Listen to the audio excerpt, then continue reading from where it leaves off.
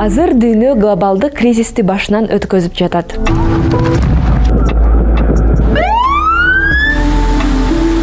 Климаттын өзгөрүшү жаратылыш ресурстарын туура эмес пайдалануудан келип чыккан көйгөй. Австралиядагы өрттөр. Деңиздеги жаныбарлардын өлүмдөрү. Бунун баары климаттын өзгөрүшүнүн кесепеттери.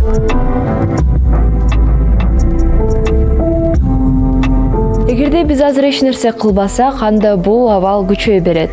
Табигый кырсыктар буга чейин суунун тартыштыгына, айрым жерлерде ачкачылыкка жана ошондой эле адамдардын өлүмдөрүнө алып келген. Ал эми азыр ушул жерде биз Move Green Кыргызстандагы экологиялык жаштар кыймылынын өкүлү менен сүйлөшөбүз.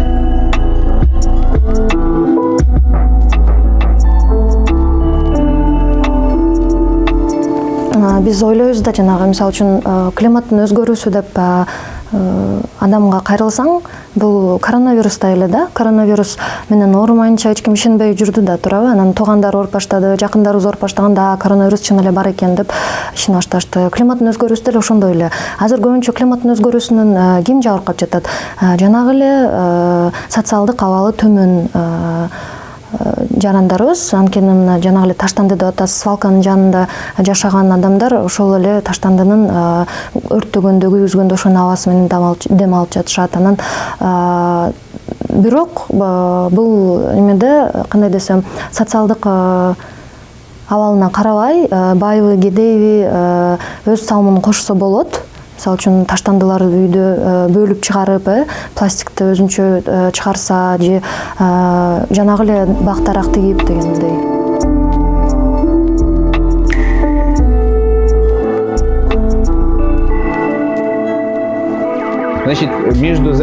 Айлана чөйрөдөгү абанын булганышы менен коронавирустук инфекция COVID-19 ортосунда тыкыз байланыш бар. Аба булганган жерде инфекция тезирээк тарайт. Коронавирустук инфекция бул адамдар өтө тез жуктуруп ала турган, өтө контакттык инфекция. Катуу бөлүкчөлөр ушул вирустун тараткычтары. Абанын булгануу деңгээли канчалык жогору болсо, коронавирустук инфекциясы ошончолук тез жайылат. Эгер адам инфекцияны жуктуруп, абасы булганган чөйрөдө жашаса, анда бул оору ошондой адамдар үчүн оорураак өтөт. Себеби булганган абанын өзү кооптуу. Коронавирустук инфекциясы сөпкөдө гана эмес, организмде ар кандай өзгөрүүлөрдү жаратып, системалуу таасир берет. Булганган аба жүрөк ооруларына, башка органдардын жана системалардын ооруларына таасир этет. Булганган аба коронавирус инфекциясынан каза болгондордун санынын көбөйүшүнө шарт түзөт. Азыр газдаштыруу иштери жүрүп жатат. Бул жакшы. Бирок мештер жана катуу отун колдонулган жерлерде сертификатталган мештер орнотулуш керек.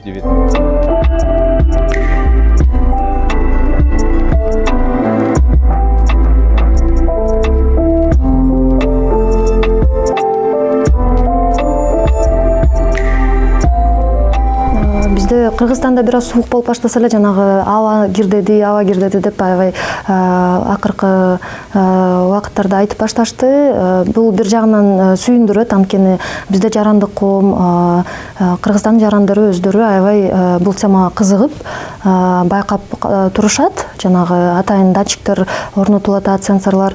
Анан жана келип эле факторлору кандай, мунун себеби кандай дегенде эч ким көп деле ойлонуп, мындай чыныгы аракеттер өтпөй эле турат. Анткени бул жанагы эле экономикалык, социалдык көйгөй.